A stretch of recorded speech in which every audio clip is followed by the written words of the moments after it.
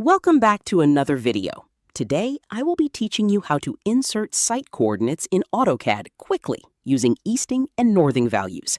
If this video helped you, consider subscribing and leaving a like. Let's get right into it.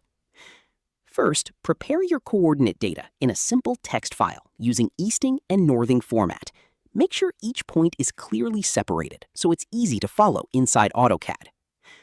Once everything is ready, select all your coordinates and copy them using Ctrl+C. Now, open Autocad and go to the command line. Type PLIN and press Enter to start creating a polyline from coordinate input. Click on the command line area and paste your coordinates directly into Autocad, then press Enter. Autocad will automatically connect all your points in order, creating your site outline instantly based on the data you provided. To make the points clearer, you can adjust point visibility.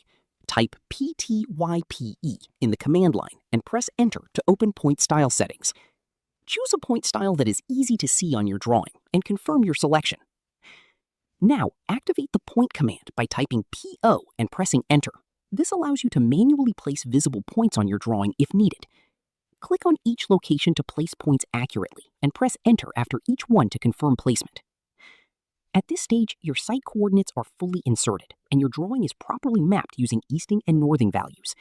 This method helps reduce manual errors and makes it much faster to handle surveying data inside Autocad, especially for larger site plans.